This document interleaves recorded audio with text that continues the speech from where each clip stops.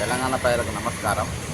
ఇప్పుడే ఎన్ఫోర్స్మెంట్ డైరెక్టరేట్లో మరి జరిగినటువంటి అతి కుంభకోణం గొల్ల కుర్మలను యాదవులను అందరినీ మోసం చేసి గొల్ల స్కామ్ అనేది ఒక పెద్ద ఎత్తున ఈరోజు కొన్ని వేల కోట్ల రూపాయల స్కామ్ ఇందులో జరిగిందని చెప్పి ఆల్రెడీ మొట్టమొదటి ఫిర్యాదు నేను గత ప్రభుత్వం ఉన్నప్పుడే విజిలెన్స్ ఇవ్వడం జరిగింది.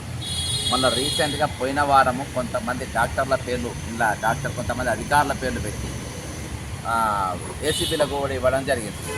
ఏసీబీలా ఇదివరకు అనేకమైన ఇప్పుడున్న ఏసీబీ డైరెక్టర్ సివి ఆనంద్ గారు కానీ లేకుంటే అక్కడ ఉన్న ఏఆర్ శ్రీనివాస్ గారు కానీ ఇదివరకు వాళ్ళు ఏమేమి ఎంత బాగా పనిచేయగలిగిందో అవన్నీ మేము ఆల్రెడీ చూడడం జరిగింది.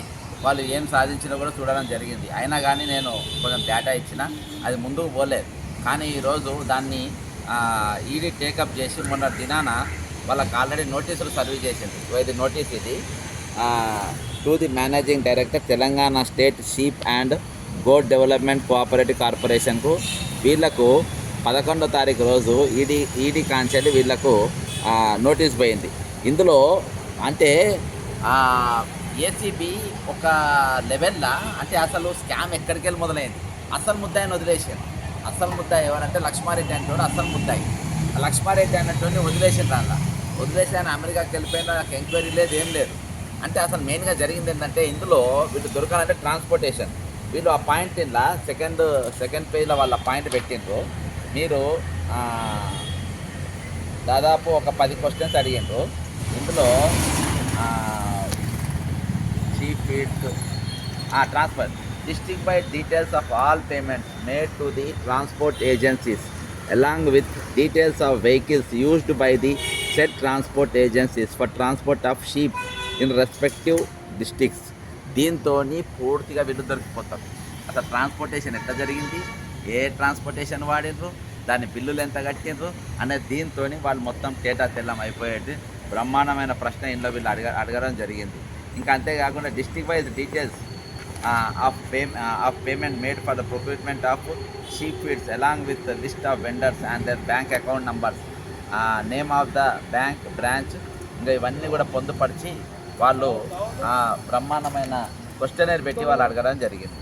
ఇగో కాబట్టి ఇందులో పెద్ద ఎత్తున మనీ లాండరింగ్ జరిగింది అనేది వాళ్ళు మొత్తం వీళ్ళను ఈరోజు ఖచ్చితంగా వీళ్ళ న్యాయం జరిగే అవకాశాలు ఉన్నాయి.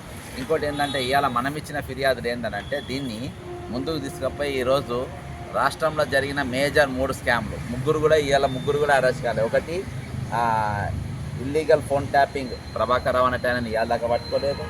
టీఎస్పీఎస్సీ పేపర్ లీక్ జనార్దన్ రెడ్డిని ఇవాళ దాకా అరెస్ట్ చేయలేదు. తెలంగాణ షీప్ డిస్ట్రిబ్యూషన్ స్కామ్లో లక్ష్మారెడ్డి అంటే ఇవాళ దాకా ముద్ద. ఆ లక్ష్మారెడ్డి స్టోరీయే ఇది దాదాపు.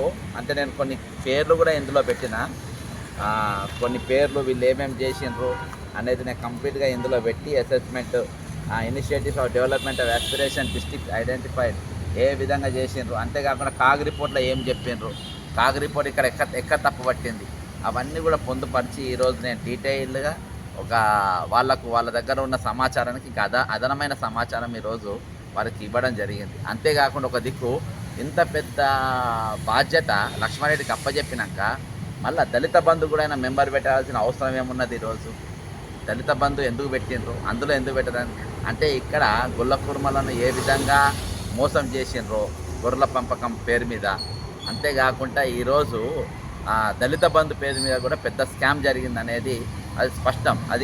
అది అందుకనే లక్ష్మారెడ్డిని ఇంత సక్సెస్ఫుల్గా చేసిండ్రు. అంత ఇంకోటి 3,66,000 ఈరోజు ఏసీబీ ఏ విధంగా దర్యాప్తు చేసినంటే ఈయన లక్ష్మారెడ్డి ఎండీ ఉన్నప్పుడు 3,66,000 యూనిట్లు మంజూరు చేసిందనేమో వదిలేస్తారు, 50,000 యూనిట్లు పెట్టుకునేమో మీరు అరెస్ట్ చేసి వాళ్ళపైన చర్యలు తీసుకునే ప్రయత్నం అరెస్ట్ చేసి వాళ్ళని ఇచ్చేస్తూ ఉంటారు. అంటే ఏకపక్షంగా మీరు ఎవరిని తప్పించే ప్రయత్నం చేసిందనేది సుస్పష్టంగా కనబడ్డది. అది కంప్లీట్గా ఈరోజు వీళ్ళకు ఈడీ గారికి ఇవ్వడం జరిగింది. ఖచ్చితంగా ఇందులో స్కామ్లు, ఎందుకంటే కళ్యాణ్ అనేటోడు ఉన్నాడు. కళ్యాణ్ అంటే చాలామంది దగ్గర పనిచేసిండు, చాలామంది మినిస్టర్ దగ్గర కూడా ఇదివరకు పనిచేసిండు, ఆయన నిన్న పెట్టిండ్రు. అంతేకాకుండా దాదాపు ఒక 15 మంది అధికారుల పైన పేర్లతో సహా అధికారులు, డాక్టర్లు ఎవరెవరు. ఇంకోటి ఏంటంటే ఇంకా భయంకరంగా ఏంటంటే ఇందులో ఒకడు మధ్యలో ఏజెంట్ ఉంటాడు. ఆ ఏజెంట్ ఒక లేడీ డాక్టర్ ఒక జిల్లాలో అందుకని నేను పేరు చెప్పొద్దు, ఇది చెప్పొద్దు, పిటిషన్లో కూడా నేను పెట్టలేదు. కానీ ఒకటి ఎంత భయంకరమైన స్కామ్ అంటే, ఒక డాక్టర్ను నీకు కమిషన్ ఇస్తానని చెప్పి ఒక హోటల్కు పిలిచి కమిషన్ ఇస్తానని చెప్పేసి ఆమె మీద మానభంగం చేసిన పరిస్థితి. అంటే ఎంత దారుణం ఇది. ఆమె మానభంగం కాబట్టోళ్ళు ఫిర్యాదు ఇవ్వలేదు. అర్థమైందా?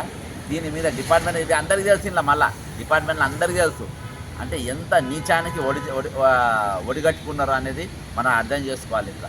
అంతేకాకుండా ఇంకోటి ఘోరమైన విషయం ఏంటంటే, వీళ్ళు ఇందులో చేపల పెంపకం కూడా ఇంకొక స్కామ్ ఇందులోనే చేపల పెంపకం ఇంకో స్కామ్ ఉన్నది. అందులో ఎన్ని చేపలు వేసిండు, ఎన్ని వేసిండు ఏం తెలియదు. కాబట్టి ఇవి పైనకి వెళ్ళి కింద దాకా అందరూ కూడా ఇలా ఖచ్చితంగా లోపడిపోతారు. ఎవరిని కూడా తప్పించే ప్రయత్నం చేయరు. తప్పించే దిశగా మొన్నటిదాకా ఎంక్వైరీ జరిగింది, కానీ ఇప్పుడు మాత్రం తప్పించుకునే పరిస్థితి ఉండదని చెప్పేసి నేను అనుకుంటున్నా. ఖచ్చితంగా ఇందులో మరి పేద గొల్ల కుర్మలకు, గొల్లలకు, యాదవులకు ఎవరైతే అన్యాయం చేసినారో, ఎవరైతే వారి నోటికార బుక్క గుంజుకొని వీళ్ళు మింగిర్రో వారందరూ కూడా ఖచ్చితంగా ఈరోజు యాదవుల పేరు మీద, దళితుల పేరు మీద దళిత బంధు పైసలు మింగినరు, యాదవులకు వచ్చే పైసలు 2 పైసలు కూడా దిగమింగిన దొంగలను అందరినీ ఖచ్చితంగా వాళ్ళు కటకట లెక్క పెడతారు. ఖచ్చితంగా వాళ్ళు జైల్లో బోర్డు ఖాయం.